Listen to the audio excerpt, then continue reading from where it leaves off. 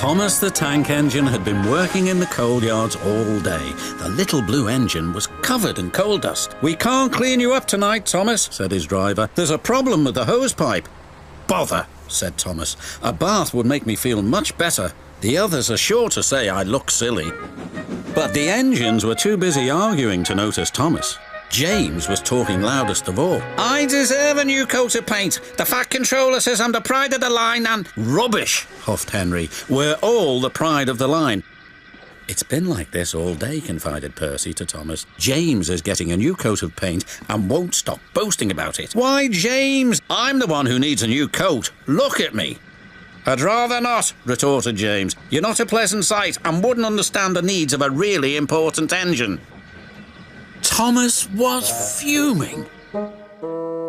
Next morning, as James was being repainted, Henry had an accident.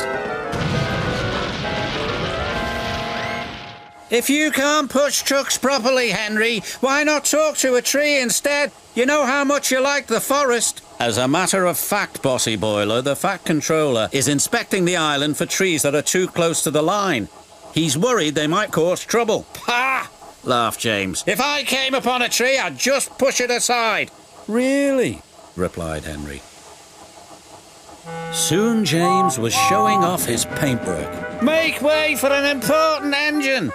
"You wouldn't feel important if one of these trees crashed on you. You'd feel hurt," reproached Percy. "Rubbish! It wouldn't dare." "You should be careful, James. Trees can be just as powerful as engines," advised Terence. "Pah!" snorted James. "Now excuse me, the Fat Controller needs me to pull the express." And he huffed away. But James was wrong. "You must go to the yards and collect an important goods train, James. It's heavy, so be careful," said the Fat Controller. "But sir, I've just been repainted. Can't Thomas or Percy do it? They're dirty and like working with trucks." Really useful engines don't argue. So James didn't. By the time he arrived at the yards, the weather had changed for the worse. "Your colour's nice, James. Pity about your face, though," said a truck.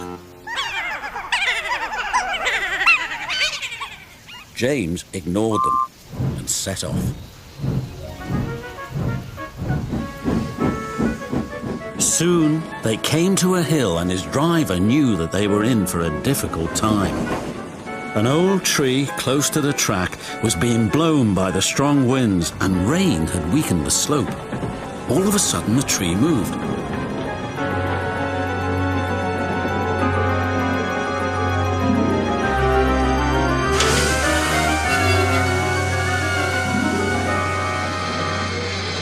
"Ooh, help!"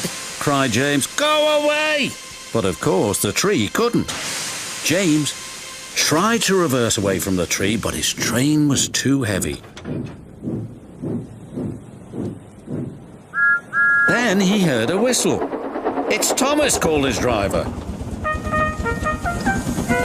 James felt embarrassed and worried that Thomas would laugh at him, but Thomas didn't. He knew that this was no time for teasing.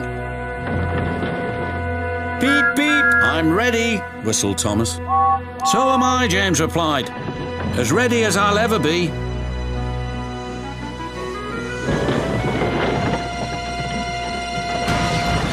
They were just in time. Later, James spoke to Thomas.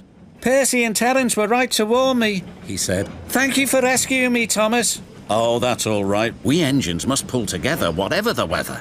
Just then, Edward bustled in. "The Fat Controller thinks you're both brave engines. Thomas, you're going to have a new coat of paint, and James, the Fat Controller says that tomorrow you'll pull the Special Express." Everyone was very happy.